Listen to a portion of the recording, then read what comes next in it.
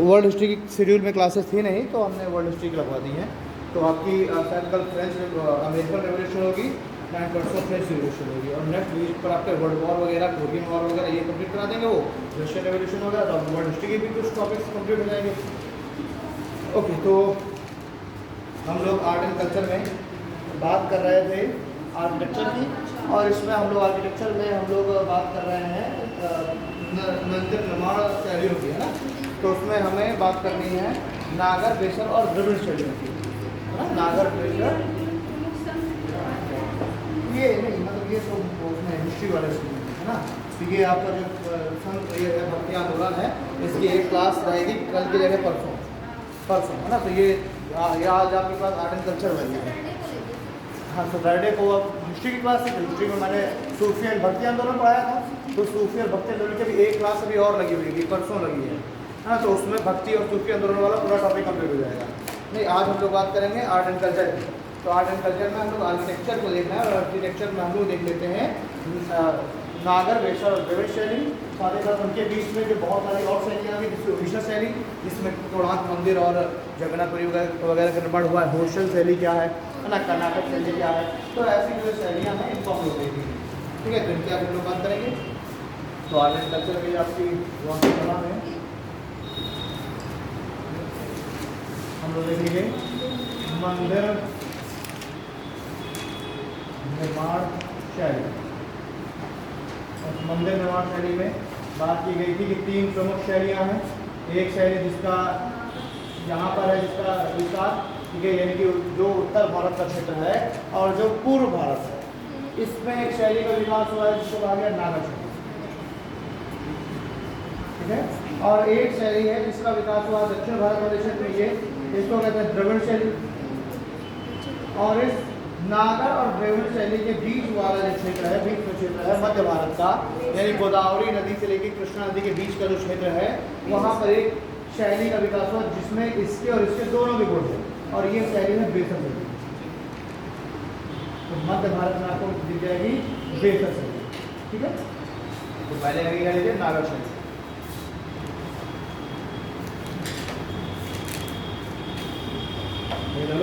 नागर शैली, ठीक है। उत्तर में हिमालय से लेकर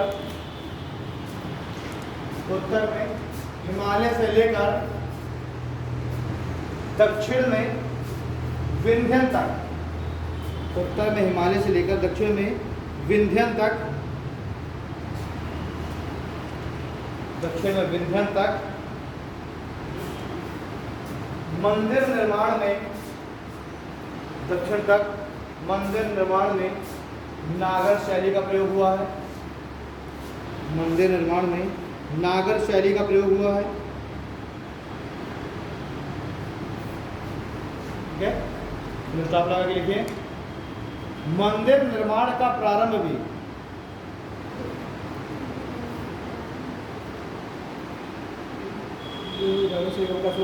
मंदिर निर्माण का प्रारंभ भी इसी शैली में हुआ है। यानी सबसे पहले मंदिर निर्माण नागर शैली में हुई है, तो मंदिर निर्माण का प्रारंभ भी इसी शैली में हुआ है। आगे लिखो, इस शैली के अंदर कुछ इसके हम लोग विशेषताएं लिख रहे हैं। इस शैली के अंदर गर्भगृह के ऊपर, इस शैली के अंदर गर्भगृह के ऊपर शिखर का निर्माण, गर्भगृह के ऊपर शिखर का निर्माण शंक्वाकार किया जाता है। इस शैली में गर्भगृह के ऊपर शिखर का निर्माण शंक्वाकार किया जाता है, ठीक है। स्टॉप। अधिकांश मंदिरों में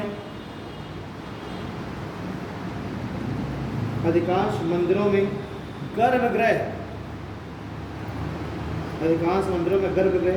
एक ऊंचे चबूतरे नुमा आकृति में बने हुए हैं। अधिकांश मंदिरों में गर्भगृह एक ऊंचे चबूतरे नुमा आकृति में बने हुए हैं, जो कि अधिष्ठान कहलाता है। जो चबूतरे हैं क्या कहलाते हैं? अधिष्ठान, जो कि अधिष्ठान कहलाते हैं। स्टॉप। मंदिर निर्माण के अंदर, मंदिर निर्माण के अंदर सभा भवन भी बने हुए हैं। मंदिर निर्माण के अंदर सभा भवन भी बने हुए हैं। मंदिर निर्माण के अंदर सभा भवन भी बने हुए हैं और इनके शिखर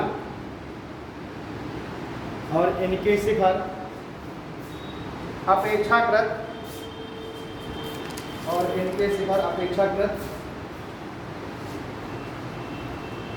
आकार में छोटे होते हैं और इनके शिखर अपेक्षाकृत आकार में छोटे होते हैं।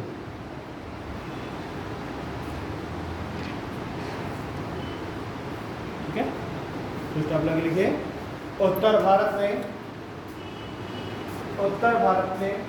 जैसे जैसे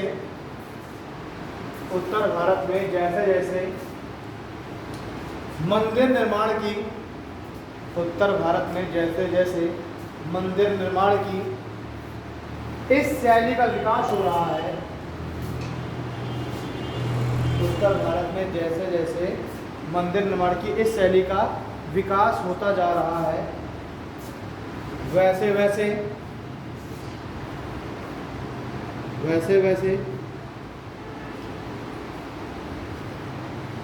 स्थानीय संस्कृतियां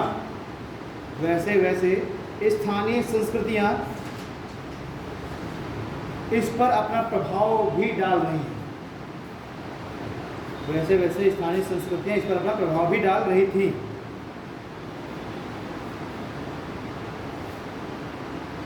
ठीक है, तो स्टॉप लगा के लिखिए गंगा के मैदानी क्षेत्र में, उत्तर प्रदेश बिहार वाला क्षेत्र, गंगा के मैदानी क्षेत्र में 11वीं सदी के पश्चात, गंगा के मैदानी क्षेत्र में 11वीं सदी के पश्चात राजनीतिक प्रक्रियाओं में, 11वीं सदी के पश्चात राजनीतिक प्रक्रियाओं में इस्लामिक प्रभाव बढ़ता जा रहा था। राजनीतिक प्रक्रियाओं में इस्लामिक प्रभाव बढ़ता जा रहा था। इससे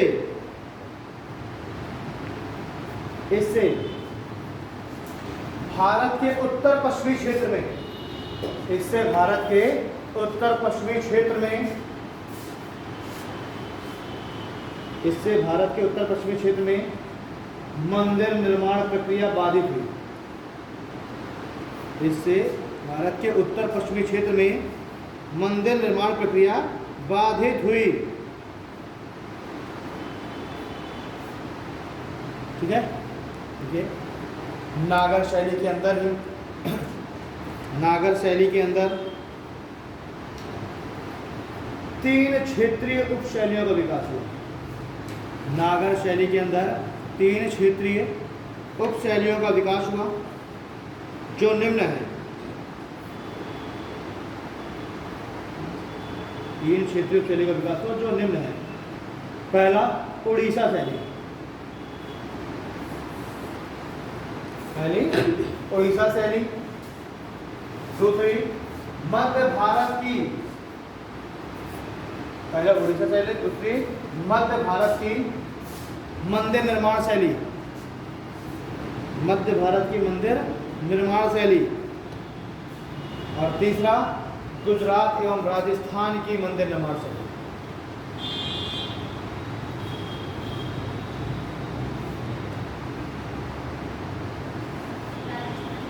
गुजरात तथा राजस्थान की मंदिर निर्माण शैली, यानी जो नागर शैली है, मैंने बताया कि नागर शैली में इस समय क्या हो रहा है कि कई क्षेत्रीय संस्कृतियां भी शामिल हो रही हैं, है ना। जैसे जैसे नागर शैली का विकास हो रहा है, अब जो मान लीजिए जो भी स्थानीय संस्कृतियां हैं, लोकल संस्कृतियां हैं, वो भी उसमें क्या हो रही हैं, अपना प्रभाव डाल रही हैं।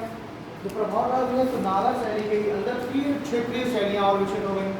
उड़ीसा शैली, मध्य भारत की शैली और गुजरात और राजस्थान की मंदिर निर्माण शैली। ठीक है, यानी है नागर शैली, कुछ कुछ विशेषताएं नागर शैली की हैं, बट थोड़ा सा कुछ ना कुछ इनमें डिफरेंस है। ठीक है, अब डायरेक्टली हेडिंग, सब हेडिंग उड़ीसा शैली। उड़ीसा शैली,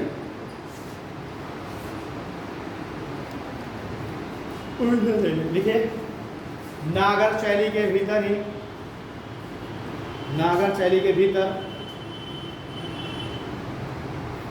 नागर शैली के भीतर 750 से नागर शैली के भीतर 750 से 1300 ईस्वी के मध्य, नागर शैली के भीतर 750 से 1300 ईस्वी के भीतर 1300 ईस्वी के मध्य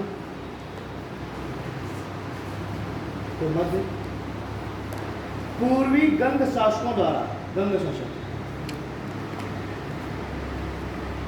750 से 1300 ईस्वी के मध्य पूर्वी गंग शासकों के द्वारा, पूर्वी गंग शासक बंगाल वाले क्षेत्र में थे, जो आधुनिक बंगाल उड़ीसा वाला क्षेत्र है वहाँ पर गंग डायनेस्टी थी, है ना, गंग शासक कहा जाता है। और इनका नाम कैसे पड़ा, गंगा से, है ना, गंगा के पूर्व के जो शासक है गंग शासक कहलाए। तो 750 से 1300 ईस्वी के मध्य पूर्वी गंग शासकों के द्वारा इस शैली का विकास किया गया, इस शैली का विकास किया गया और कई मंदिरों का निर्माण कराया गया, और कई मंदिरों का निर्माण कराया गया, और कई मंदिरों का निर्माण कराया गया, जिनमें से 3 मंदिर प्रमुख हैं, जिनमें से 3 मंदिर प्रमुख हैं। पहला 1000 ईस्वी में बना भुवनेश्वर का लिंगराज मंदिर, 1000 ईस्वी में बना भुवनेश्वर का लिंगराज मंदिर।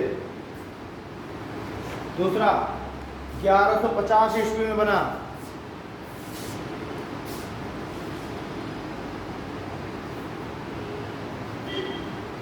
1000 ईस्वी में बना भुवनेश्वर का लिंगराज मंदिर। दूसरा 1150 ईस्वी में बना पुरी का जगन्नाथ मंदिर, पुरी का जगन्नाथ मंदिर। अब ब्रैकेट में लिख देना व्हाइट पैगोडा, इसको क्या कहा था, व्हाइट पैगोडा। तो ये 1150 ईस्वी में बना पुरी का जगन्नाथ मंदिर। तीसरा लिखे 1250 ईस्वी में बना, हाँ मतलब 1250 ईस्वी में बना कोणार्क का सूर्य मंदिर। अब ब्रैकेट में लिख लेना ब्लैक पैगोडा, 1250 ईस्वी में बना कोणार्क का सूर्य मंदिर।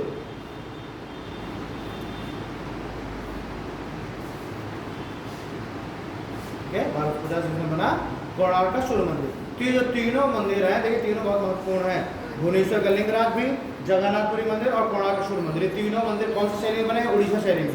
उड़ीसा शैली किससे विकसित हुई है, नागर शैली से, और किन शासकों के द्वारा, गंग शासकों के द्वारा। ठीक है ना, तो ये भी अच्छे क्वेश्चन हैं। आपसे डायनेस्टी पूछी जाती है किस वंश के शासकों ने इन मंदिरों का निर्माण कराया, तो गंग शासकों के द्वारा। ठीक है सर, नागर शैली में भी गंग शासक हैं, नागर शैली में से उड़ीसा शैली में आपने, तो भैया उड़ीसा शैली नागर शैली से तो विकसित हुई है। ये जो उड़ीसा शैली अल्टीमेटली नागर शैली है, बस क्या है कुछ कुछ विशेषताएं अलग अलग हो गई। भाई देखिए अब ऐसा संभव नहीं है ना कि भारत के इतने बड़े क्षेत्र में एक ही तरह की चीजें चल रही हो, संस्कृतियां एक ही हो, नहीं संभव। कुछ संस्कृतियों में कुछ ना कुछ परिवर्तन आएगा। तो इस पूरे क्षेत्र में जो भी मंदिर निर्माण हो रहा है सब हो रहा है नागर शैली में, लेकिन स्थानीय शासकों ने अपने हिसाब से थोड़ा थोड़ा उसमें क्या कर दिया, अमेंडमेंट कर दिया, थोड़ा थोड़ा अपडेशन कर दिया। तो यहाँ पर जो अपडेशन हुआ उसको कह दिया उड़ीसा शैली, जहाँ पर जो अपडेशन हुआ उसको कह दिया मध्य भारत की शैली, और यहाँ पर जो थोड़ा सा हमने अपडेट कर दिया, थोड़ा बहुत चीज़ें बढ़ा दी होगी, राजस्थान और गुजरात की मंदिर निर्माण शैली। तो है ये एक्चुअली में नागर शैली की, नागर शैली की जो विशेषताएं हैं हर जगह पूरे इतने पूरी बेल्ट में दिखाई है। भाई नागर शैली की विशेषता क्या है, गर्भगृह के ऊपर शंकुआकार शिखर का निर्माण। तो नागर शैली का हर एक मंदिर में यही चीज़ दिख रही है, शंकुआकार। कहीं आपको कहीं भी इस पूरे बेल्ट में कहीं भी पिरामिड नुमाकार शिखर दिख रहे हैं क्या, पिरामिड नुमाकार शिखर इस तरीके से आपको दिख रहे हैं क्या, ऐसे शिखर नहीं, ये ऐसे मंदिर तुम्हें दिखाई देगा दक्षिण भारत में। ठीक है ना, तो यहाँ पर जितने भी शिखर हैं वो सब ऐसे दिखाई देंगे, शंकुआकार। साथ ही साथ आपको जहाँ किसी भी मंदिर में आप चले जाइए ना, हर मंदिर ऊपर से क्या है, नुकीला होता चला जाएगा, नीचे से चौड़ा ऊपर से नुकीला, शंकुआकार। दक्षिण भारत में आप जाएंगे आपको इस तरह के मंदिर दिखाई देंगे। ठीक है ना, तो एक ये विशेषता है। दूसरी मैंने क्या बताई थी कि बहुत सारे सभा भवन होते हैं, बहुत सारे इस मेन मंदिर के सामने बहुत सारे सभा भवन होंगे। तो नागर शैली के हर मंदिर में ये चीजें दिखाई देगी, सभा भवन। और सभा भवन आकार में इससे छोटे हैं, एक से अधिक मात्रा में हैं। लेकिन दक्षिण भारत में आप जाएंगे आपको एक ही सभा भवन दिखाई देगा, लेकिन बहुत बड़ा दिखाई देगा। एक ही सभाभवन होगा, बहुत बड़ा होगा, बीच में पिलर ऐसे दिए होंगे, है। तो दक्षिण तो ये है विशेषता। उत्तर भारत के मंदिर में जो ये गर्भगृह है, जो मुख्य मंदिर है, वो एक ऊंचे चबूतरे के ऊपर बना होगा। आपको जीने चढ़ के थोड़ा सा चढ़ना पड़ेगा, भले आप 4 जीने चढ़, लेकिन आपको चढ़ना पड़ेगा। तो जो गर्भगृह है वो ऊंचाई पर स्थित होगा, यानी कि अधिष्ठान में स्थित होगा। तो है यहाँ पर अधिष्ठान में आपको दिखेगा, ठीक है ना। उत्तर भारत के मंदिरों में जो मुख्य देवी या देवता है, उसके साथ ही उसके पति या पत्नी की को भी स्थापित किया गया है। जबकि आप दक्षिण भारत में जाएंगे, आपको मुख्य जो देवता है वो दिखेगा गर्भगृह में, और उसके पति या जो पत्नी है उसको उसी के बगल में ही मंदिर बनाया जाएगा। तो ये सारी विशेषताएं अलग कर रही है ना। तो इसी तरीके से तो हम अलग करेंगे, भाई ये नागर शैली है, द्रविड़ शैली है। अब अगर सब चीज़ें एक सब दिख रही हैं, मतलब यही चीज़ ऊपर भी दिखे नीचे भी दिखे, तो हम अलग कैसे करेंगे? नहीं करेंगे अलग, ठीक है। तो हम लोग कोणार्क सूर्य मंदिर की बात कर रहे थे, ठीक है। कोणार्क सूर्य मंदिर ब्लैक हो गया, पैराग्राफ चेंज करके जरा सा लिखते हैं कोणार्क सूर्य मंदिर के बारे में। देखिए कोणार्क का सूर्य मंदिर, कोणार्क के सूर्य मंदिर का निर्माण, कोणार्क के सूर्य मंदिर का निर्माण इस प्रकार किया गया है कि कोणार्क के सूर्य मंदिर का निर्माण इस प्रकार किया गया है कि जैसे जैसे घोड़ों का एक समूह, जैसे घोड़ों का एक समूह सूर्य को खींच रहा है।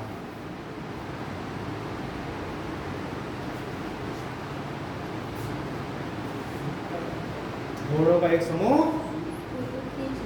क्या कर रहा है? रथ को खींच रहा है, ठीक है। इसमें 12 जोड़े पहिए, इसमें 12 जोड़े पहिए बनाए गए हैं। इसमें 12 जोड़े पहिए बनाए गए हैं, और प्रत्येक पहिया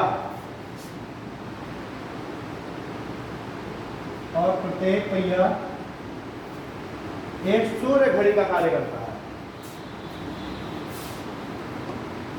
और प्रत्येक पहिया एक सूर्य घड़ी का काम करता है,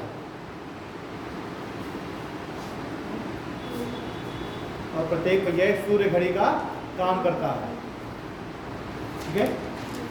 अब देखिए इसका नाम और नाम कैसे पड़ा है।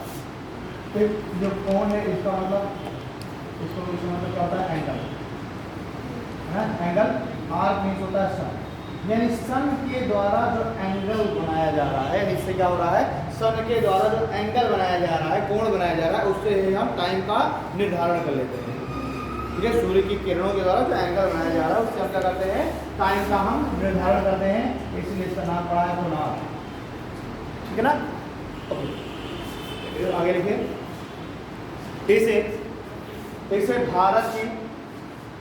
इसे भारत की पहली सूर्य घड़ी भी कहते हैं, इसे भारत के पहली सूर्य घड़ी भी कहते हैं,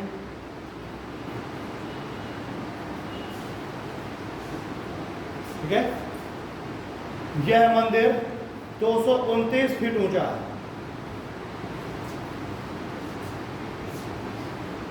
यह मंदिर 229 फीट ऊंचा है, जिसका निर्माण चंद्रभागा नदी के तट पर किया गया है, जिसका निर्माण चंद्रभागा नदी के तट पर किया गया है।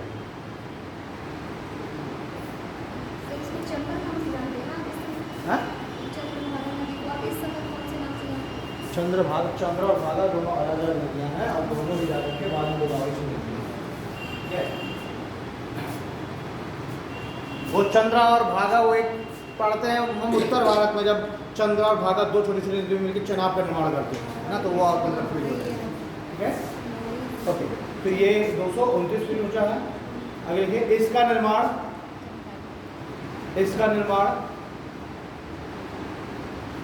खंडोलाइट पत्थर, इसका निर्माण खंडोलाइट पत्थर से किया गया है।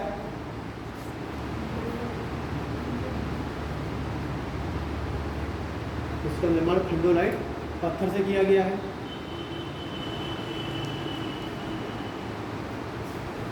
ठीक है। इस मंदिर की विशिष्टता के कारण इसे, इस मंदिर के स्थापत्य विशिष्टता के कारण इसे, इस मंदिर की स्थापत्य विशिष्टता के कारण इसे कलिंग स्थापत्य भी कहा गया है। इस मंदिर की स्थापत्य विशिष्टता के कारण इसे कलिंग स्थापत्य भी कहा गया है।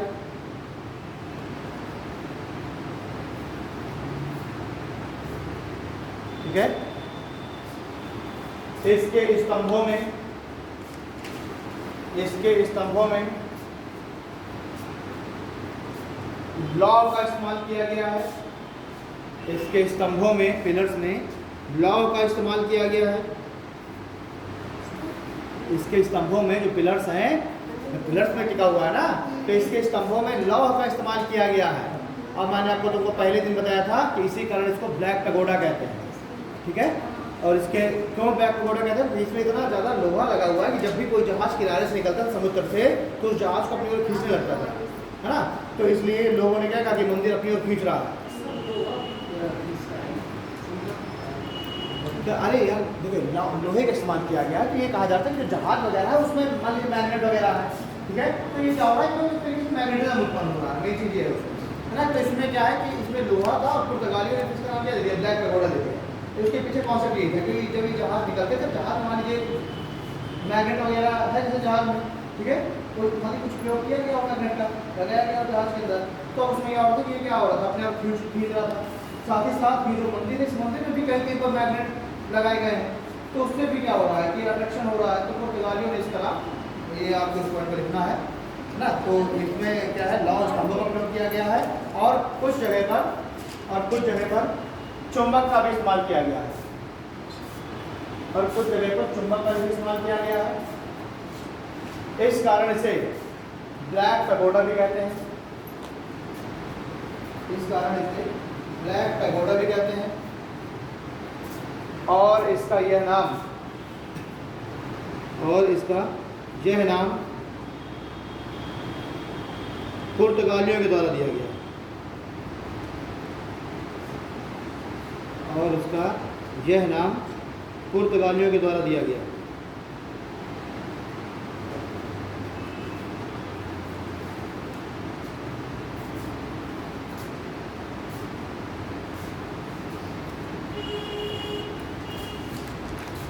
ठीक है। चलिए अब देखिए, नागर शैली में हमने उड़ीसा देख ली। अब जब हम देखते हैं मध्य भारत की जो शैली है, उसमें अलग अलग कुछ शैलियाँ देखेंगे। ठीक है। जैसे कि नरसिंह वर्मन शैली है, तो ऐसे कुछ शैलियाँ हैं, अलग अलग हैं। तो अब कुछ शैलियाँ मिसलेनियस कितनी है, नरसिंह वर्मन शैली, ये सब नागर शैली के अंदर सब आ रहे हैं। नरसिंह वर्मन शैली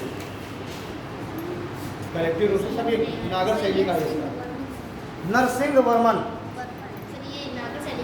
हाँ देखो क्या कह रहा हूँ, नागर शैली क्यों कहते हैं, नागर शैली के अंतर्गत। हाँ, ये सब नागर शैली की, नागर शैली की ही शाखा है उड़ीसा। और उड़ीसा के ही अंदर अलग अलग शासकों ने अपनी अलग अलग शैलियाँ कर दी, तो उड़ीसा शैली के ही अंदर ये सब शैलियाँ आ रही हैं। तो अल्टीमेटली क्या है, सब नागर शैली का हिस्सा है। तो नरसिंह वर्मन शैली, नरसिंह वर्मन शैली,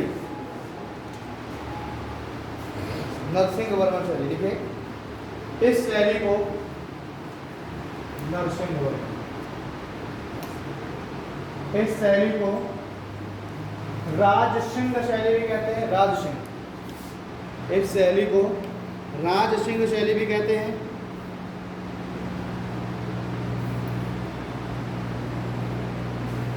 इस शैली को राजसिंह शैली भी कहते हैं। ठीक है। इस शैली के अंदर पहली बार, इस शैली के अंतर्गत पहली बार पत्थरों को जोड़कर, इस शैली के अंदर पहली बार पत्थरों को जोड़कर हवन निर्माण किए गए। इस शैली के अंदर पहली बार पत्थरों को जोड़कर हवन निर्माण किए गए, और इसी कारण इसे इमारती मंदिर, और इसी कारण इसे इमारती मंदिर की संज्ञा दी जाती है। और इसी कारण इसे इमारती मंदिर की संज्ञा दी जाती है। इसी कारण इसे इमारती मंदिर की संज्ञा दी जाती है। देखिए इसके आगे, इसमें पत्थरों को जोड़ने के लिए, इसमें पत्थरों को जोड़ने के लिए स्टोन ब्लॉकिंग टेक्नोलॉजी, इसमें पत्थरों को जोड़ने के लिए स्टोन ब्लॉकिंग टेक्नोलॉजी का प्रयोग किया गया है। इसमें पत्थरों को जोड़ने के लिए स्टोन ब्लॉकिंग टेक्नोलॉजी का प्रयोग किया गया है, जिससे इमारतों में मजबूती आई, जिससे इमारतों में मजबूती आई और बड़े मंदिरों का निर्माण संभव हुआ। जिससे इमारतों में मजबूती आई और बड़े मंदिरों का निर्माण संभव हुआ।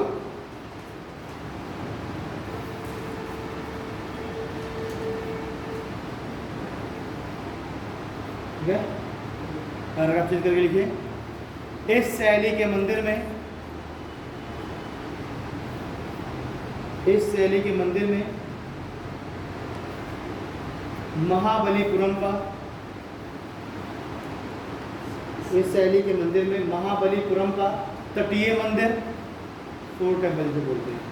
इस शैली के मंदिर में प्रमुख रूप से महाबलीपुरम का तटीय मंदिर,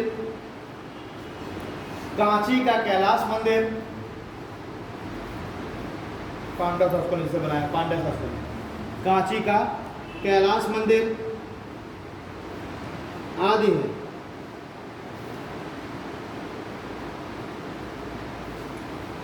ठीक है, आदि। आगे लिखे, यह मंदिर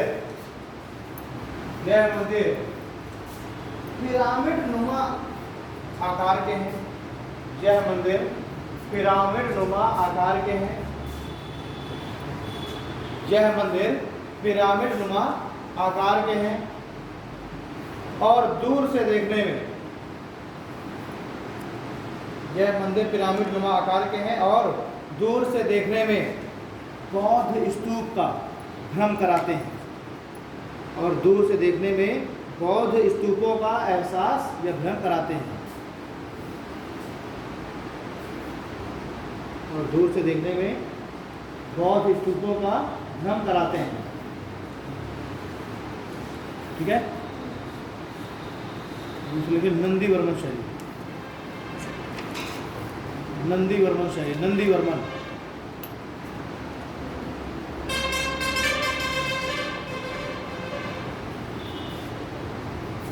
देखो,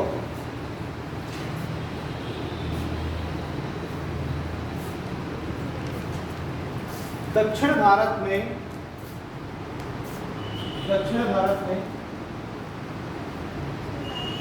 जिस समय पल्लव वंश का पतन हो रहा था, दक्षिण भारत में जिस समय पल्लव वंश का पतन हो रहा था और अर्थव्यवस्था कमजोर हो रही थी,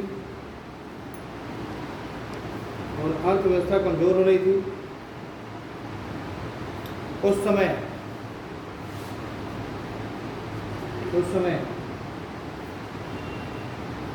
मंदिर निर्माण में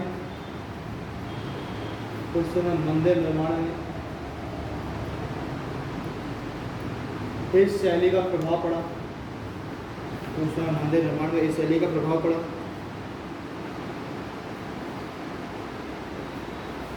ठीक है, तो आप लगे लिखे, मंदिरों के भीतर ही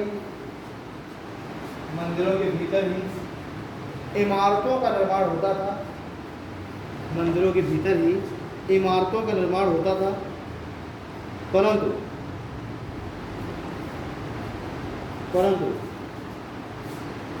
वे आकार में छोटे होते थे।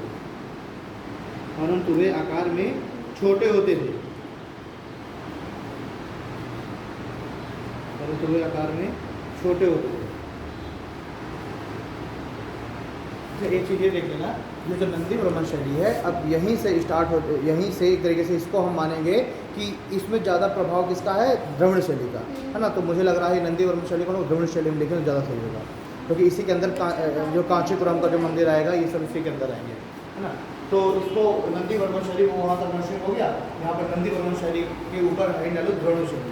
द्रविड़ शैली में इसमें ज़्यादा प्रभाव आ रहा है, क्योंकि पल्लव वंश का जब पतन हो रहा है तो पल्लव वंश के पतन का ही प्रभाव इसमें भी पड़ रहा है, तो स्वाभाविक सी बात है इसमें द्रविड़ शैली इसमें हमें देखने के लिए मिलेगी। ठीक है, द्रविड़ शैली पहले उसके ऊपर द्रविड़ किया जाएगा, फिर आ जाएगा नंदी वर्मन शैली। तो इसमें क्या हो रहा है कि पल्लव वंश का पतन हो रहा है और पल्लव वंश की जब अर्थव्यवस्था कमजोर हो रही है तो हम देख रहे हैं उसी के परिणाम स्वरूप भी जो ये मंदिर है इन मंदिरों में भी इसका प्रभाव पड़ रहा है शैली का। और मंदिरों के अंदर इमारतें तो बन रही हैं बिल्कुल नरसिंहवर्मन के जैसे, लेकिन इमारतें नरसिंहवर्मन के कंपेरिजन में क्या है, छोटे आकार की बन रही है। यानी कि जब पैसा कम है तभी तो फिर छोटा छोटा कंस्ट्रक्शन कराया जा रहा है, पैसा ज़्यादा होगा तो बड़ा कंस्ट्रक्शन कराया जाएगा। ठीक, तो लास्ट टाइम बताना था क्या बोला मैंने? हाँ, तथा इमारतें भी आकार में छोटी होती थी। आगे देखिए, इस मंदिर के इस शैली के प्रमुख उदाहरण निम्न है। इस शैली के प्रमुख उदाहरण निम्न है, जैसे कांचीपुरम का मुक्तेश्वर मंदिर, जैसे कांचीपुरम का मुक्तेश्वर मंदिर और मंगतेश्वर मंदिर और मंतगेश्वर मंदिर। कांचीपुरम का मुक्तेश्वर मंदिर और मंतगेश्वर कांचीपुरम का ही मंतगेश्वर मंदिर, यह है मंतगेश्वर।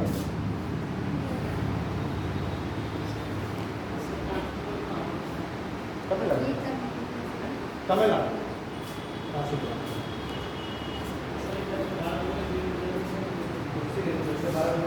अभी तो ठीक है। अब देखो चोल शैली, नंदी वर्मन शैली हो गया। देखिए चोल शैली, ये भी चोल शैली भी कहाँ पर है, दक्षिण भारत में। चोल शासक कहाँ थे, दक्षिण भारत में, तो स्वाभाविक सी बात है द्रविड़ शैली है। लिखिए चोल शैली के मंदिर, चोल शैली के मंदिर का निर्माण, चोल शैली के मंदिरों का निर्माण 9वीं सदी से प्रारंभ होकर, चोल शैली के मंदिरों का निर्माण 9वीं सदी से प्रारंभ होकर 13वीं सदी तक हुआ।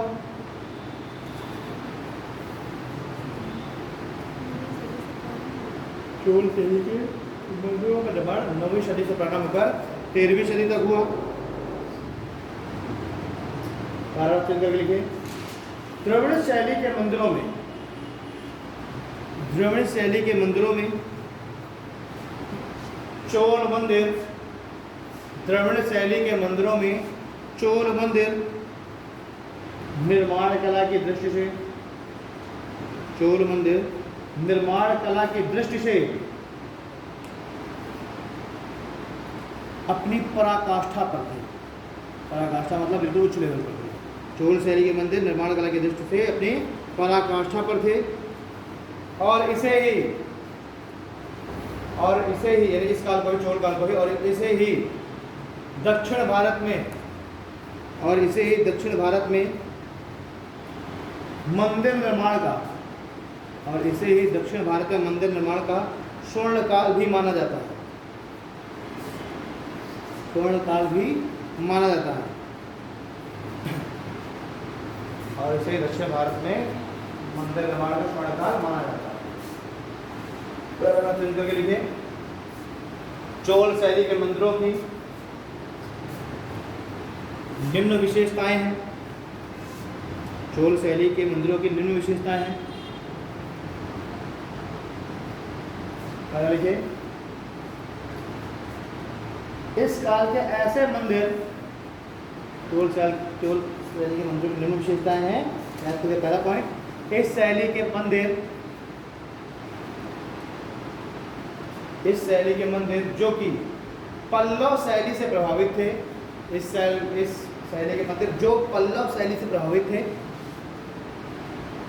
थे उनके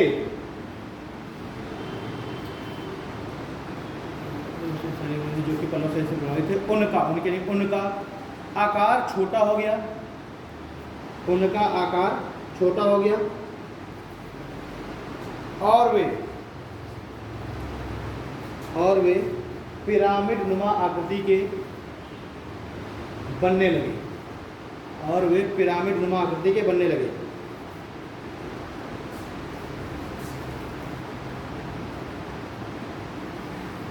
ठीक है, एक तो ये विशेषता है भाई, देखिए यह चोल है और ये चोल की चीज के पल्लव है, तो सवाल से बात जुड़े हुए हैं, थोड़ा बहुत तो इनमें ट्रांजेक्शन होगा ही ना, हाँ थोड़ा बहुत ट्रांजेक्शन होगा करेगा, पहुँचेगा ही। तो यहाँ पर चोल शैली के मंदिर यहाँ पर रहे, लेकिन कुछ मंदिरों में जो इधर वाले हैं उनमें पल्लव शैली भी हमें देखने के लिए मिल रही है, उसका भी थोड़ा सा अतिक्रमण हो गया है, तो थोड़ी थोड़ी विशेषताएं दिखने लगी। पल्लव शैली में मैंने क्या कहा कि पल्लव शैली में, नंदवर्मन शैली में जो मंदिर है उनका आकार छोटा हो रहा है। तो हम देखेंगे कि यहाँ पर जो मंदिर बन रहे हैं चोल के उत्तरी वाले हिस्से में, वो तो बहुत बड़े बड़े मंदिर हैं, लेकिन चोल शैली के जो दक्षिण वाले मंदिर हैं ये वाले, उनका आकार क्या है, छोटा हो रहा है। और आकार जब छोटा हो रहा है तो उसकी जो संरचना है वो बिल्कुल देखने में लग रही है यहाँ वाली पल्लव वाली जो संरचना है वो बिल्कुल देखने के लिए लग रही है। ठीक है ना, तो एक ये हो गया। दूसरा पॉइंट लिखिए, स्वतंत्र शैली के अंदर, वही स्वतंत्र शैली के अंदर मतलब चोल वंश की ही जो चोली वंश की जो वो है ना, मतलब उसमें पल्लव का कोई भी अतिक्रमण नहीं है। वहीं स्वतंत्र शैली के अंदर मंदिरों का निर्माण या मंदिर बड़े आकृति के होते थे। वहीं स्वतंत्र शैली के अंदर मंदिर बड़े आकृति के होते थे, मंदिर बड़े आकृति के होते थे और मंदिर बड़े आकृति के होते थे और गर्भगृह के ऊपर विमान और गर्भगृह के ऊपर विमान का आकार अत्यधिक विशाल होता था, और गर्भगृह के ऊपर विमान का आकार अत्यधिक विशाल होता था, परंतु ये विमान पिरामिड नुमा थे। गर्भगृह के ऊपर बने विमान अत्यधिक विशाल होते थे, बड़े आकार के, और इन विमानों का आकार पिरामिड नुमा होता था।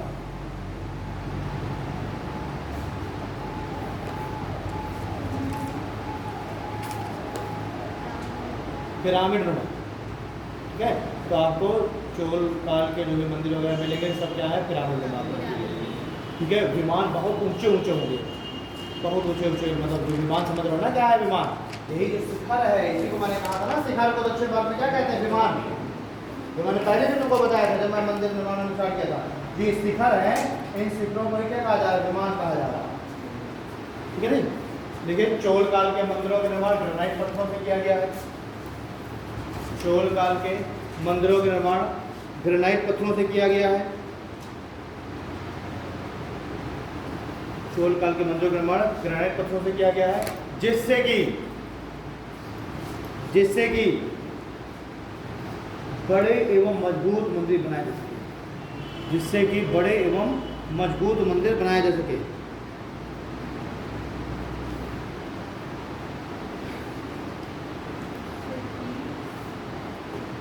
जिससे कि बड़े एवं मजबूत मंदिर बनाए जा सके।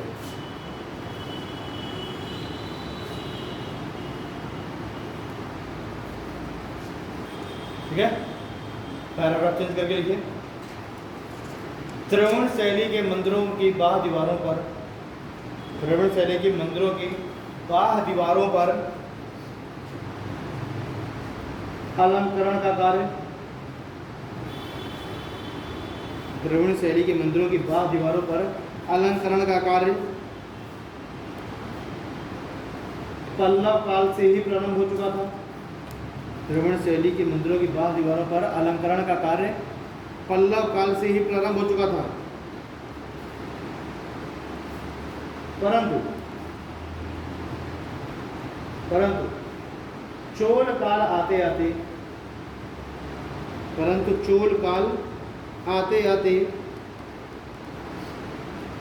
मंदिर के समस्त भागों पर, चोल काल आते आते मंदिर के समस्त भागों पर अलंकरण किया जाने लगा, परंतु चोल काल आते आते मंदिर के समस्त भागों पर अलंकरण किया जाने लगा।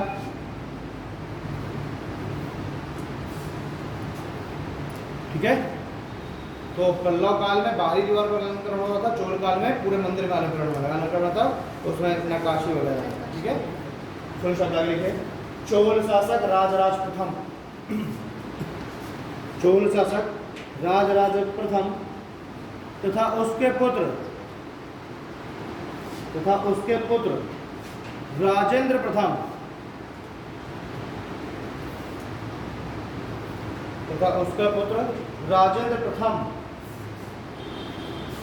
के काल में, राजराज प्रथम तथा राजेंद्र प्रथम के काल में मंदिर निर्माण कला अपने सर्वोच्च स्तर पर पहुंच गई। मंदिर निर्माण कला अपने सर्वोच्च स्तर पर पहुंच गई। ठीक है, आगे देखिए। इन शासकों के काल में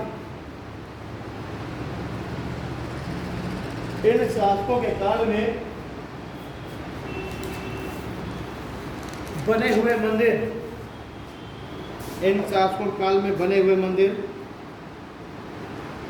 आज भी, इन शासकों काल में बने हुए मंदिर आज भी लोगों के आश्चर्य एवं उत्सुकता के केंद्र हैं। इस काल में बने हुए मंदिर लोगों के बीच आज भी आश्चर्य एवं उत्सुकता का केंद्र है। जैसे बृहदेश्वर मंदिर और गंगईकोंड चोलपुरम मंदिर।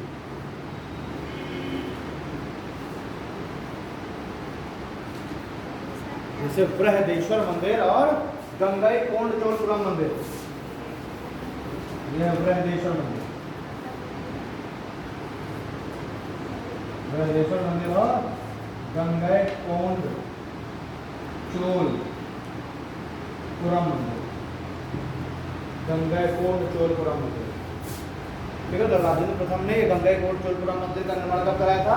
जब ये राजेंद्र चोल यहाँ से आकर के और बंगाल पर इसने आक्रमण किया था, है ना। बंगाल, ये यहाँ पर ऐसे गंगा बह रही है ना, तो गंगा के क्षेत्र में इसने आक्रमण किया बंगाल पर, और बंगाल के शासक को भी अपना नियंत्रण स्वीकार करने के बाद कर दिया। तो इसने क्या उपाधि धारण की? गंगईकोंड चोल की उपाधि धारण की। गंगईकोंड चोल यानी गंगा घाटी तक विजय प्राप्त करने वाला शासक। गंगईकोंड चोल का मतलब क्या है कि चोल वंश का वो शासक जिसने गंगा घाटी तक विजय प्राप्त की। क्योंकि यहाँ से निकल करके सोचिए 2500 किलोमीटर आकर के, और वो 2500 किलोमीटर आकर के लगभग वो गंगा बेसिन पर आक्रमण कर रहा है। ठीक है, तो इसने गंगईकोंड चोल की उपाधि धारण कर ली, और इस विजय के उपलक्ष्य में ही अपने राजधानी में गंगईकोंड चोलपुरम मंदिर निर्माण करा दिया। ठीक है, तो बृहदेश्वर मंदिर और गंगईकोंड चोलपुरम मंदिर तमिलनाडु। ठीक है, एक है नलो बृहदेश्वर मंदिर, तो फिर मंदिर के बारे में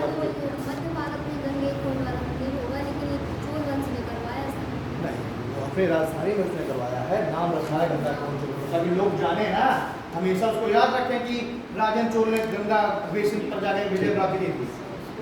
तो वहाँ पर उसको भाई अपनी राजधानी में आके अपने लोगों के बीच में करवाएगा ना, ताकि लोगों के बीच में उसकी कीर्ति बढ़े। तो भाई उसने आकर के मोनूमेंट से बना दिया कि लोग हमेशा याद रखें कि देखो हमारे शासक ने गंगा बेसिन तक अटैक किया था। ठीक है भाई, अपने लोगों के बीच में लोग अपनी कीर्ति ज़्यादा उतरवाते हैं ना। हमारे बंगाल में करेगा कुछ तो उनको भूल जाएंगे, लेकिन अपने क्षेत्र में जब कराएगा तो लोग क्या करेंगे, उसको हमेशा सम्मान की दृष्टि से देखेंगे। ठीक है, तो इसलिए उसके जीतने के पक्ष में अपने यहाँ गंगईकोंड चोलपुरम मंदिर निर्माण करा है। डाले बृहदेश्वर मंदिर। देखो बृहदेश्वर मंदिर का निर्माण, बृहदेश्वर मंदिर का निर्माण राजराज प्रथम ने कराया। बृहदेश्वर मंदिर का निर्माण राजराज प्रथम ने कराया था, इसीलिए इसे राजराजेश्वर मंदिर भी कहते हैं। बृहदेश्वर मंदिर का निर्माण राजराज प्रथम ने कराया था, इसीलिए इसे राजराजेश्वर मंदिर भी कहते हैं। इसे राजराजेश्वर मंदिर कहते हैं। फिर शब्द आगे लिखिए, आज भी यह भारत का सबसे बड़ा मंदिर है। आज भी यह भारत का सबसे बड़ा मंदिर है। Full stop. इस मंदिर का आकार पिरामिड नुमा है।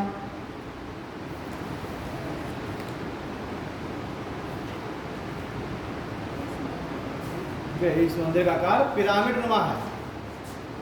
ठीक है, फुल स्टॉप। इस मंदिर का निर्माण पूर्णतः ग्रेनाइट से किया गया है। इस मंदिर का निर्माण पूर्णतः ग्रेनाइट से किया गया है।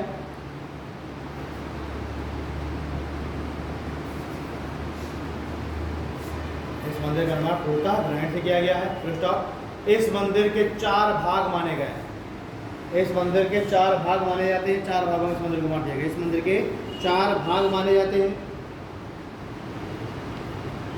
पहला, मुख्य मंडप। पहला मुख्य मंडप। दूसरा महामंडप। तीसरा नंदी मंडप। नंदी मंडप। और चौथा विभाग। विभाग। ठीक है, मुख्य मंडप, महामंडप, नंदी मंडप और विभाग। तो सब लगे देखिए, यह मंदिर शिव को समर्पित है। विभाग, विभाग का विभाग, नंदी मंडप, महामंडप, मुख्य मंडप और विभाग। ठीक है, 4 भागों में इसको बांटा गया है। काफी बड़े आकार का है। यह मंदिर शिव को समर्पित है। यह मंदिर शिव को समर्पित है। और यहाँ शिव के लिंग रूप की पूजा की जाती है। यह मंदिर शिव को समर्पित है और शिव के लिंग रूप की पूजा की जाती है।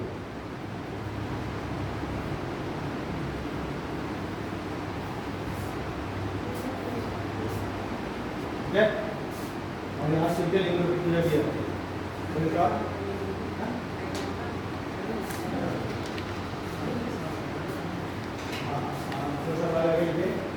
इस मंदिर की भीतरी दीवारों को भित्ति चित्र से अलंकृत किया गया। भित्ति चित्र में दीवारों में चित्र बना के इस मंदिर की भीतरी दीवारों को भित्ति चित्र से अलंकृत किया गया है। भित्ति चित्र से अलंकृत किया गया है।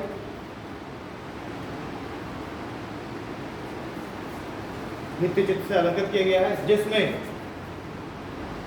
भगवान शिव का कैलाश निवास एक प्रधान विषय है। जिसमें भगवान शिव का कैलाश निवास एक प्रधान विषय है। यानी जो भीतरी दीवारें हैं उसमें जो चित्र बनाए गए हैं वो ऐसे दिखाते हैं भगवान शिव कैलाश के निवासी हैं, इस तरह के चित्र बनाए गए हैं। जबकि बाहरी दीवारों पर नटराज की आकृति अंकित है। जबकि बाहरी दीवारों पर नटराज की आकृति अंकित है।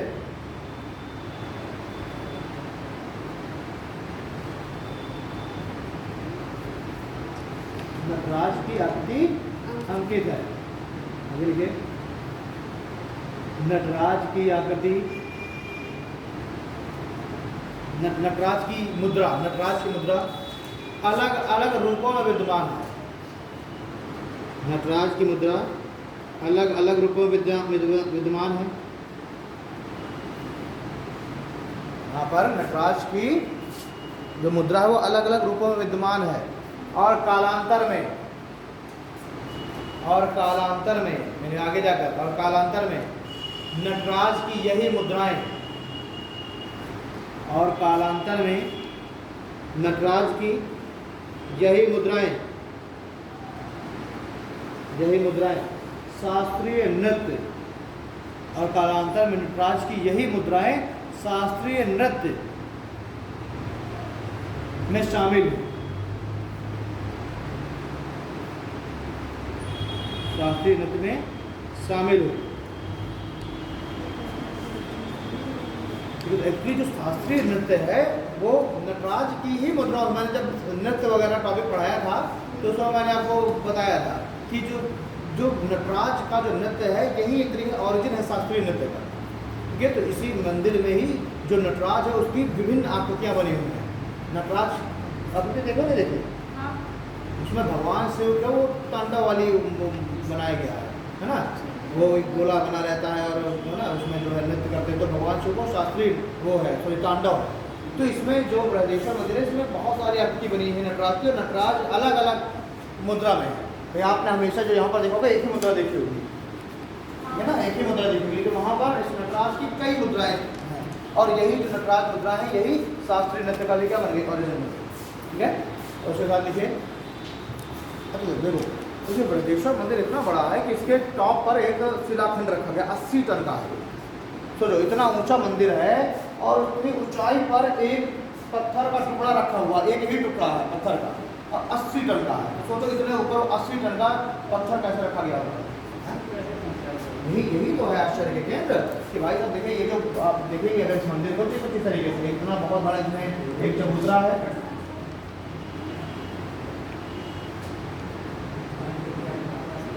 ये मंदिर को किस तरीके से है, इसमें इस तरीके से पिलर दिए गए हैं और ये वाला आकार बहुत ऊंचा है, और यहाँ पर एक इस तरीके से पत्थर रखा गया है, टॉप पर पत्थर रखा गया, ये पत्थर का वजन है 80 टन।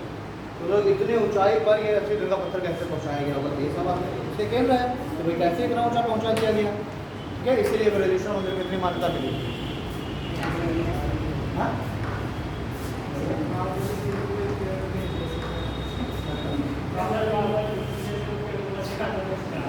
बाहुबली में तो भैया ये बताओ कि पेड़ों को लचका तो दिया जाएगा, लेकिन पेड़ सीधा कैसे होगा 80 टन को लेके, सोचो भाई 80 टन का वजन से पेड़ सीधा कैसे होगा, वो एग्जैक्ट जगह पे जाएगा कैसे, और एग्जैक्ट हो जाएगा कैसे, ठीक है। तो ये सब आश्चर्य के केंद्र है कि कैसा, और देखिए ये नहीं कि उसको जोड़ा गया है, वो एक ही चट्टान है 80 टन की, ऐसे नहीं छोटे छोटे टुकड़े ले जाकर के फिर उनको सबको जोड़ करके और छत्र आकृति बना दी गई वो है, तो नहीं, एक ही चट्टान है वो पूरी पूरी 80 टन की। ओके आगे लिखिए, इस मंदिर की बाहर दीवारों पर, हाँ इस मंदिर की बाहर दीवारों पर कुछ देवियों के चित्र भी अंकित हैं। इस मंदिर की बाहर दीवारों पर कुछ देवियों की चित्र मूर्तियां भी, कुछ देवियों की मूर्तियां भी स्थापित हैं, कुछ देवियों की मूर्तियां भी स्थापित हैं, जिनमें से महिषासुर मर्दिनी, जिनमें से महिषासुर मर्दिनी और काली प्रमुख है। महिषासुर मर्दिनी कौन है विनोद, किसको कहा जाता है महिषासुर मर्दिनी, कौन सी देवी, महिषासुर मर्दिनी किस देवी को कहा जाता है, सुनीता किसको कहा था महिषासुर मर्दिनी, नवरात्रियों का व्रत रही होगी और उसमें जब पढ़ी होगी दुर्गा चालीसा तो उसमें पढ़ी जरूर होगी महिषासुर मर्दिनी, कैसे क्यों नहीं पढ़ के निकल गई हो, दिमाग में कुछ नहीं आया, नवरात्रि तो रहते हो तुम लोग, तो उसमें कभी नहीं रही, हाँ रही हो तो उसमें दुर्गा चालीसा तो पढ़ी होगी, तो उसमें पढ़ो श्लोक में आता है महिषासुर मर्दिनी, तो महिषासुर राक्षस और महिषासुर राक्षस को मारने वाली तो कौन है महिषासुर मर्दिनी, तो महिषासुर एक राक्षस हुआ है ना, जिसने बहुत आतंक मचाया, तो सारे के देवी देवता किसके पास पहुंचे, देवी दुर्गा के पास, है ना। और देवी दुर्गा किसके अवतार में जाती है, शक्ति का, मतलब पार्वती का, है ना। तो ये सब पहुंचे पार्वती के पास, और पार्वती ने फिर रूप किसका अवतार धारण किया, दुर्गा का। ये ऐसी तो संकल्पना है धर्म में, भाई 3 ही तो मुख्य देवियाँ माने गए, जैसे 3 मुख्य देवता वैसे 3 मुख्य देवियाँ, भाई अगर 3 मुख्य देवता तो विष्णु के हमने 10 अवतार देख लिए, हम शिव के 18 अवतार देखेंगे, रुद्र ये सब हनुमान वगैरह सब शिव के अवतार है ना। ब्रह्मा के अवतारों की संकल्पना नहीं की गई है ना। उसी तरह देवियों के भी बहुत सारे अवतार हमने देख लिए, तो देवियों में से पार्वती या के ही अवतार मानी गई शक्ति, और शक्ति के अवतार क्या मानी गई दुर्गा, ठीक है।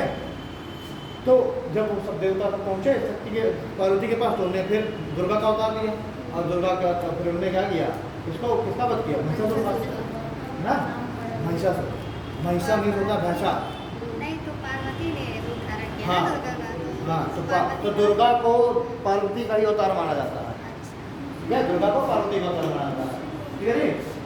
तो हम नवरात्रियों में जब नवरात्रि हो रही है उसमें हम देखते हैं कि पार्वती के ही 9 अवतार हैं, ठीक है, उनमें से एक अवतार दुर्गा, ओके।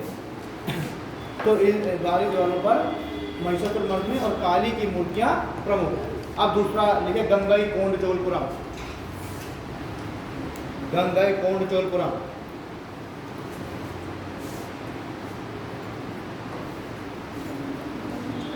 गंगई कोंड चोलपुरम। देखिए चोलों की राजधानी,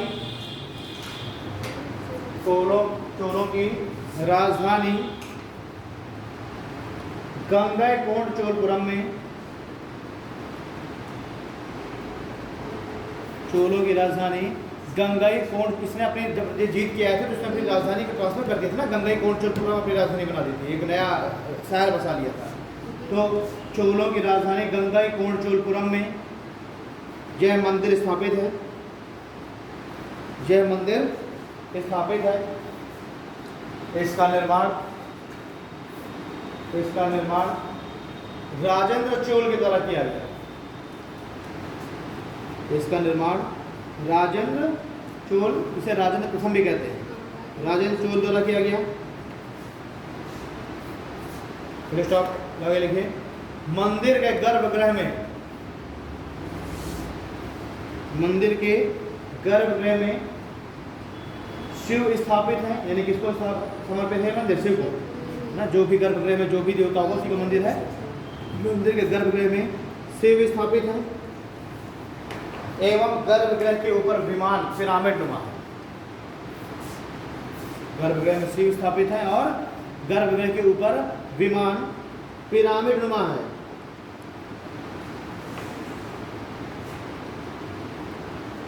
एवं विमान के ऊपर, एवं विमान के ऊपर गोल स्तूपिका का निर्माण कराया गया है। गोल स्तूपिका कैसी गोलाकार संरचना होती है ना, जैसे उल्टा कलश रखा हो, तथा विमान के ऊपर गोल स्तूपिका का निर्माण कराया गया।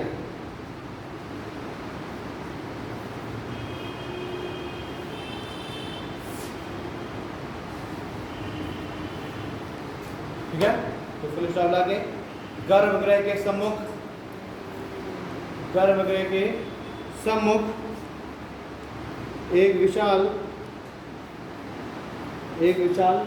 मंडप का भी निर्माण कराया गया है। गर्भगृह के सम्मुख एक विशाल मंडप का भी निर्माण कराया गया है। ठीक है, गर्भगृह के सम्मुख एक विशाल मंडप का भी निर्माण कराया गया है। और मंडप में 250 अलंकृत स्तंभ, और मंडप में 250 अलंकृत स्तंभ बनाए गए हैं। और मंदिर में 250 अलंकृत स्तंभ बनाए गए हैं। मंदिर की बाह्य दीवारों में देवी देवताओं की मूर्तियां स्थापित हैं। मंदिर के बाह्य दीवारों में देवी देवताओं की मूर्तियां स्थापित हैं, जिनमें से शिव परिवार प्रमुख है, जिनमें से शिव परिवार प्रमुख है। इसके अतिरिक्त, जिनमें से शिव परिवार प्रमुख है, इसके अतिरिक्त नटराज, यक्ष यक्षिणी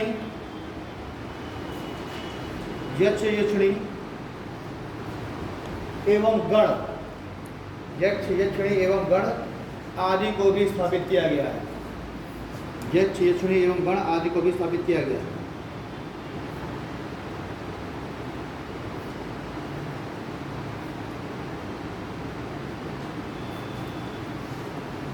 ठीक है, देखिए हर मंदिर की कुछ ना कुछ विशेषता। अब मान लो शिव मंदिर है तो शिव मंदिर की एक विशेषता होगी, जैसे कि जो गर्भगृह है उसके जस्ट सामने एक मंदिर बनाया जाएगा, वो होगा, उसकी विशेषता है। कहीं भी आप जाएंगे, किसी भी शिव मंदिर में जाएंगे तो गर्भगृह के जस्ट सामने नंदी जरूर बनाया जाएगा। अकेले कहीं देखे किसी जगह अकेले नहीं, नंदी जरूर हो, है ना। तो ये क्या है, विशेषताएं हैं मंदिरों की। ठीक है, ओके। तो अब फाइनली होयसल शैली, हो गया, चोल शैली हो गई। अब देखिए होयसल शैली, होयसल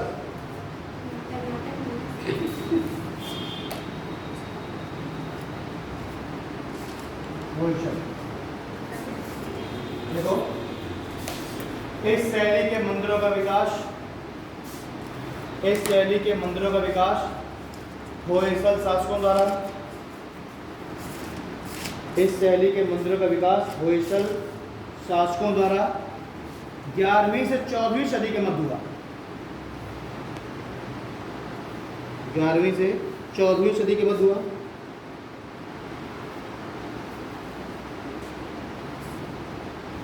ग्यारहवीं से 14वीं सदी के मध्य हुआ।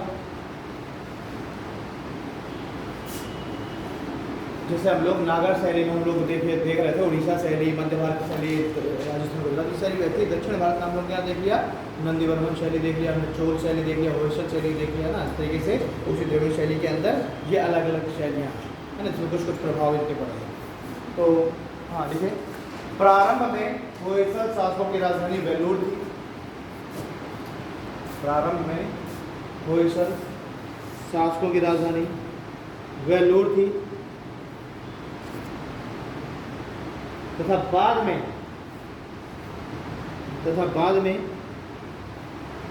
राजधानी का स्थानांतरण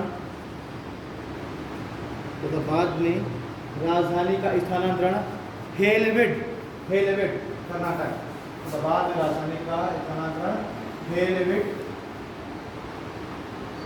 कर्नाटक में हो गया। बाद में राजधानी का स्थानांतरण हेलविड कर्नाटक में हो गया।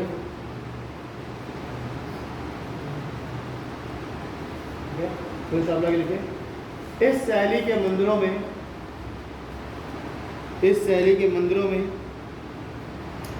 द्रविड़ शैली के साथ साथ कई स्वतंत्र शैलियों की विशेषताएं भी दिखती हैं। कई स्वतंत्र विशेषताएं इस शैली के मंदिर में द्रविड़ शैली के साथ साथ कई स्वतंत्र विशेषताएं भी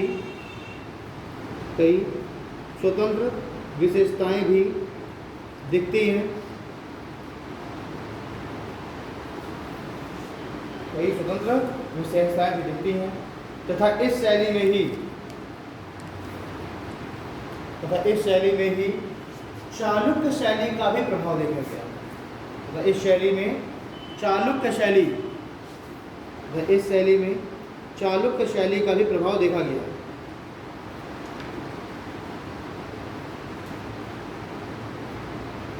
ठीक है, फिर स्टॉप लगा के लिखो, इतिहासकारों के द्वारा इसे ही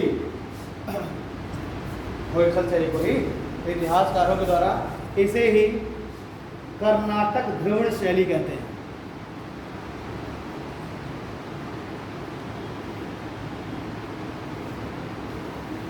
ठीक है, इतिहासकारों के द्वारा इसे ही कर्नाटक द्रविड़ शैली भी कहते हैं। तो अगर पूछ किया जाए कि बताइए कर्नाटक द्रविड़ शैली किसे कहते हैं, तो आप क्या बताएंगे, होयसल शैली को। ठीक है, कुछ विद्वान इंडो जो ग्रीक्स हैं उनका भी प्रभाव पड़ा था कि इंडो ग्रीक्स का भी प्रभाव पड़ा। कुछ इतिहासकार कहते हैं जो आर्यंस हैं, आर्यंस का भी प्रभाव इसमें पड़ा। ठीक है, तो अलग अलग इतिहासकार अलग अलग होता है। यही लीजिए कुछ प्रमुख उदाहरण। ठीक है, इस शैली के प्रमुख मंदिर निम्न हैं। इस शैली के होयसल शैली या कर्नाटक द्रविड़ शैली के प्रमुख मंदिर निम्न हैं, जैसे चेन्ना केशव मंदिर वेल्लूर, चेन्ना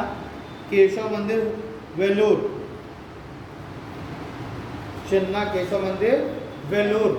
दूसरा होयसलेश्वर मंदिर हेलविड, होयसलेश्वर मंदिर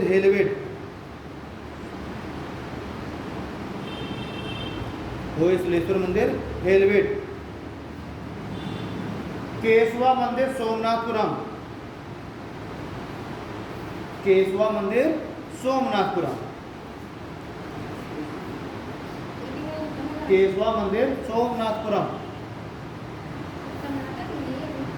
हाँ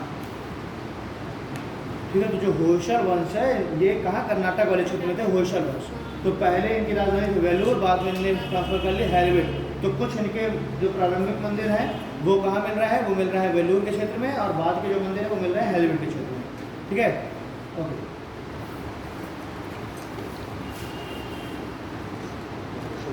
आगे थे पांड्य मंदिर शैली, पांड्य मंदिर शैली, पांड्य, यह पांड्य, पांड्य मंदिर शैली, पांड्य, पांड्य मंदिर शैली। देखो इस शैली का विकास, कल से हम लोग सोच रहे हैं एस्ट्रोनॉमी चालू कर दें, एस्ट्रोनॉमी की आपकी एक भी क्लासेज लगेगी ना, तो सोच रहा हूँ आर्ट एंड कल्चर के अंदर एस्ट्रोनॉमी कंप्लीट कर देते हैं। ठीक, इस मंदिर का, इस शैली का विकास 14वीं से 16वीं सदी में हुआ। इसके विकास का श्रेय 14वीं से 16वीं शताब्दी, इस मंदिर का विकास 14वीं से 16वीं शताब्दी में हुआ। स्टार्टिंग है तो है, इस मंदिर का विकास 14वीं से 16वीं शताब्दी में हुआ। सबसे पहले हेडिंग है पांड्य मंदिर शैली, और पांड्य मंदिर शैली के बाद पहला ही पॉइंट है इस मंदिर का विकास, और इससे पहले कुछ बोला था क्या मैंने? ठीक है, तो इस मंदिर का, इस शैली का विकास 14वीं से 16वीं शताब्दी में हुआ, और इसके विकास का श्रेय पांड्य शासकों को जाता है, और इसके विकास का श्रेय पांड्य शासकों को जाता है।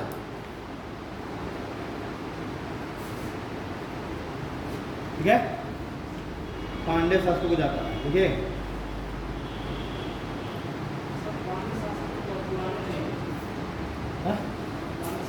तो पांडे उस समय भी पांडे जो है ये लगातार चलता है, बात है सुदूर दक्षिण तक, जब तक ब्रिटिश नहीं आ गया तब तक सुदूर दक्षिण तक किसी का भी भेद हुआ ही नहीं। जो ये मंदिरों का जो निर्माण है, ये पांडे, एक बार हमने देखा था जब चोल चेर पांडे पढ़ा था हमने 100 से लेकर 300 ईस्वी, रात रहा हूँ, जब 100 से 300 ईस्वी हमने पढ़ा था तब भी मैं पांडे पढ़ा था, लेकिन उस समय मंदिर निर्माण शैली विकसित ही नहीं थी।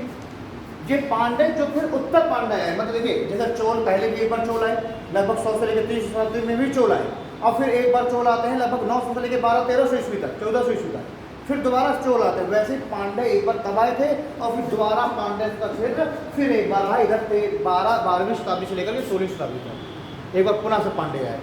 ठीक है, तो ये जो उत्तर पांडे हैं, जो बाद में जो पांडे आए, पहले वाले पांडे तो खत्म हो गए थे, है ना, दोबारा फिर से जो पांड्य वंश की स्थापना हुई, अब उनने मंदिर निर्माण शैलियों का विकास किया।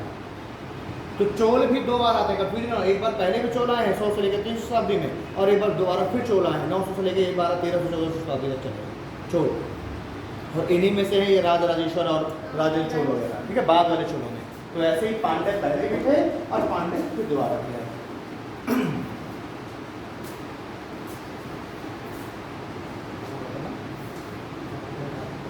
और इसका श्रेय पांडव, हाँ देखो इस शैली का विकास सुदूर तमिलनाडु के सुदूर दक्षिण क्षेत्र में हुआ है। इस शैली का विकास तमिलनाडु के सुदूर दक्षिण क्षेत्र में हुआ है,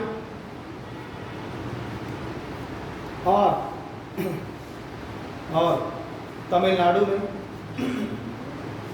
सुदूर दक्षिण क्षेत्र में हुआ है, और तमिलनाडु में इस काल में, और तमिलनाडु में इस काल में कुछ ऐसे मंदिर बनाए गए, कुछ ऐसे मंदिर बनाए गए जिनमें, कुछ ऐसे मंदिर बनाए गए जिनमें रॉक कट स्टाइल के साथ साथ, हेलो जैसा अभी पढ़ा रहा,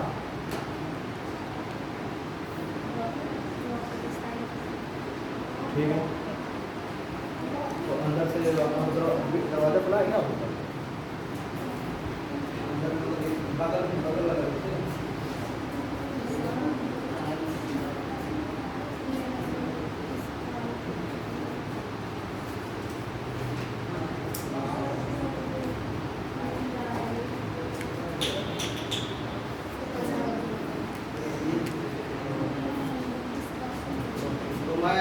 मान लीजिए ना पढ़ो तो 3 बार करो, ठीक है, ठीक ठीक हो।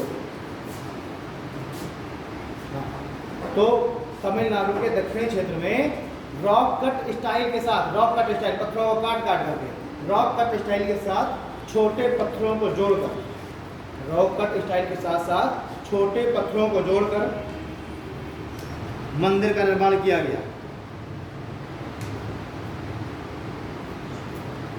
रॉक कट स्टाइल के साथ छोटे पत्थरों को जोड़कर भी मंदिर का निर्माण किया गया। ठीक है, आगे लिखिए। इस काल के मंदिरों में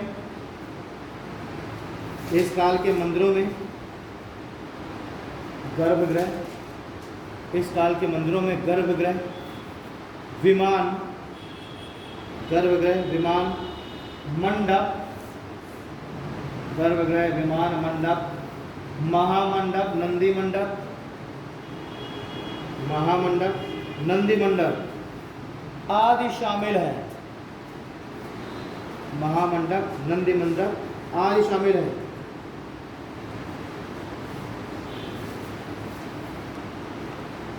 देखिए, इस काल के मंदिरों में विमान का आकार आयताकार है। इस काल के मंदिरों में विमानों का आकार आयताकार है। ठीक है, अब देखिए इस काल के जो मंदिर है उनकी सबसे प्रमुख विशेषता ये है कि जो गर्भगृह है वो आकार में छोटा बनाया गया है। यानी कि जो मुख्य मंदिर होता है ना, भाई गर्भगृह है जहाँ पर मुख्य देवी देवता निवास की स्थापना है, और उसके अंदर क्या बनाया गया है, विमान बनाया गया है। इसमें विमान कैसे बनाया गया है, विमान जो है थोड़े से आयताकार बना दिया गया है। ठीक है, विमान को जो उसके ऊपर की जो संरचना है वो आयताकार है, लेकिन ये जो संरचना है वो देखने में छोटी है। जब देखने में छोटी है तो इन मंदिरों को पूरी जो संरचना है उसको बहुत भव्य दिखाने के लिए इसका जो मेन गेट है जिसको कहते हैं गोपुरम, इसको बहुत बड़ा बनाया गया है। तो आप बहुत सारे मंदिर अगर देखेंगे तो जो मेन गेट होता है उसको बहुत ज़्यादा बड़ा बनाया गया और बहुत भव्य बनाया गया है, ताकि लोग बाहर से देख करके उनको लगे बहुत बड़ा मंदिर है ना, और भव्यता देखें। भाई अगर ऐसे होगा तो ये बहुत छोटा सा संरचना है, वो छोटा है, गर्भगृह विमान तो देखने में बहुत छोटा लगेगा, तो उसको भव्यता देने के लिए क्या कर दिया गया है, गर्भगृह को बहुत भव्य बना दिया गया है। ठीक है,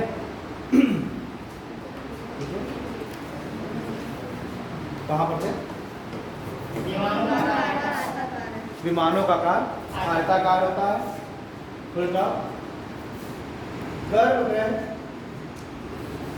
गर्भगृह की संरचना छोटी होने के कारण, गर्भगृह की संरचना छोटी होने के कारण मंदिरों को भव्य दिखाने के लिए, गर्भगृह की संरचना छोटी होने के कारण मंदिरों को भव्य दिखाने के लिए, मंदिरों को भव्य दिखाने के लिए विशाल आकार के गोपुरम का निर्माण किया गया। विशाल आकार के गोपुरम का निर्माण किया गया। तो विशाल आकार के गोपुरम क्या है, वही जो एंट्री गेट है। गोपुरम किसको कहते हैं, एंट्री गेट, गोपुरम।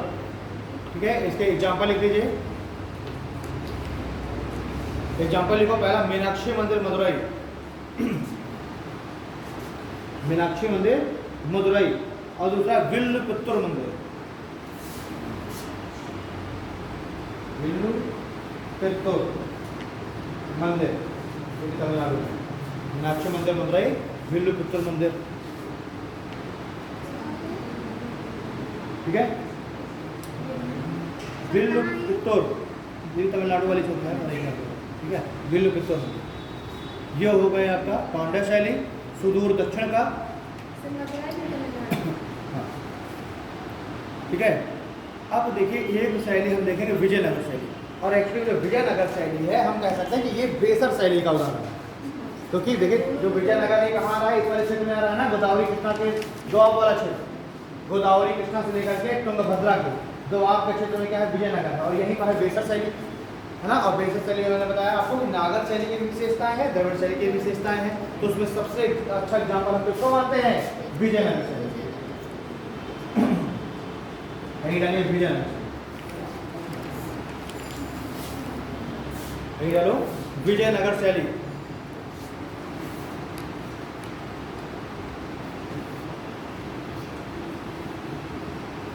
ठीक है, लिखिए विजयनगर काल में, विजयनगर शैली को, विजयनगर काल में कई मंदिरों का निर्माण किया गया। विजयनगर काल में कई मंदिरों का निर्माण किया गया जिनकी मुख्य विशेषताएं हैं।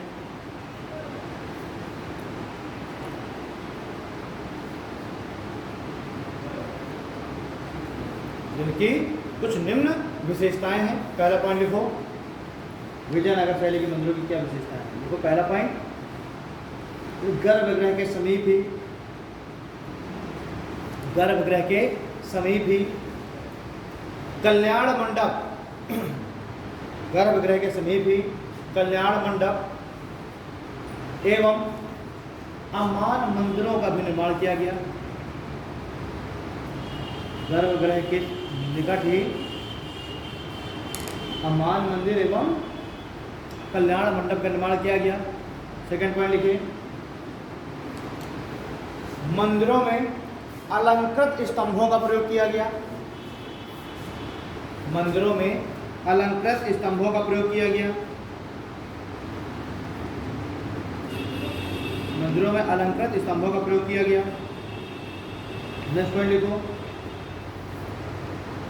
गोपुरम का आकार अत्यधिक विशाल, गोपुरम का आकार अत्यधिक विशाल रखा गया।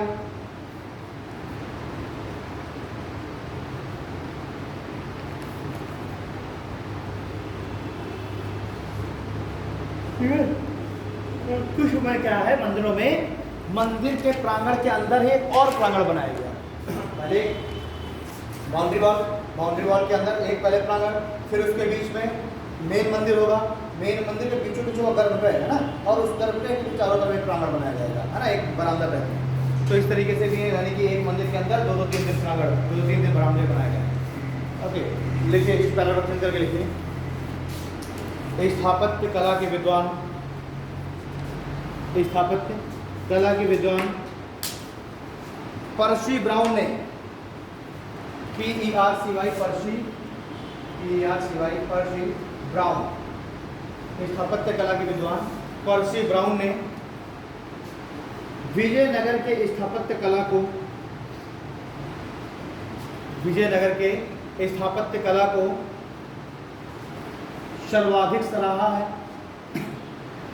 पर्सी ब्राउन ने विजयनगर की स्थापत्य कला को सर्वाधिक सराहा है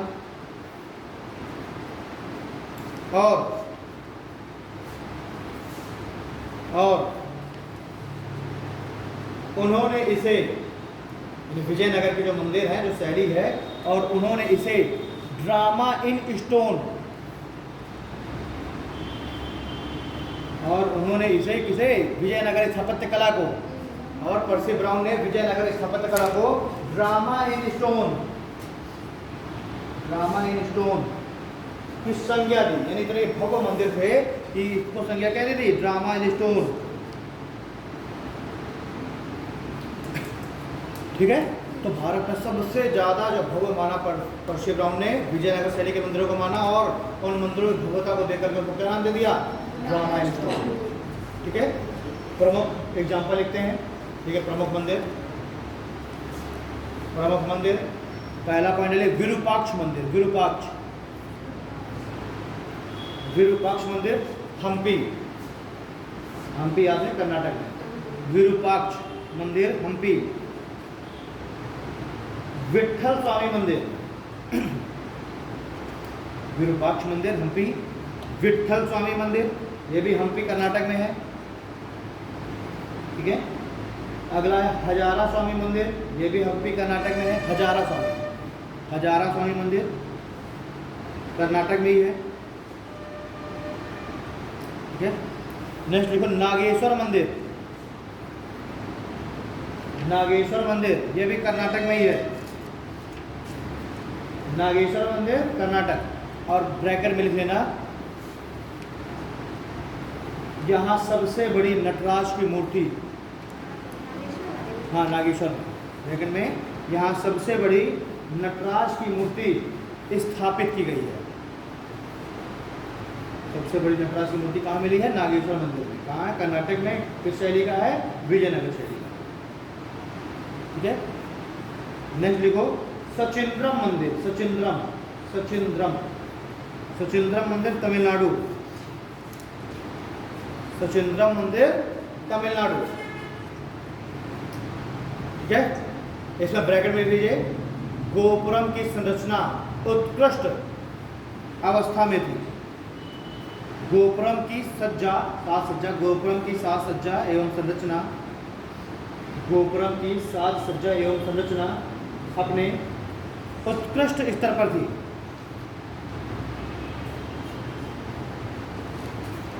ठीक है, अगला है तिरुपति बालाजी मंदिर। तिरुपति बालाजी मंदिर, तिरुपति आंध्र प्रदेश। तिरुपति बालाजी मंदिर, तिरुपति आंध्र प्रदेश। तिरुपति बालाजी मंदिर कहाँ पर है? तिरुपति आंध्र प्रदेश में। भारत में पर्यटन की दृष्टि से सबसे ज़्यादा पर्यटक कहाँ जाते हैं? तिरुपति बालाजी। ठीक है, तो पर्यटन देखो सबसे महत्वपूर्ण है तिरुपति बालाजी। तिरुपति जगह का भी नाम है? हाँ, स्थान भी है तिरुपति।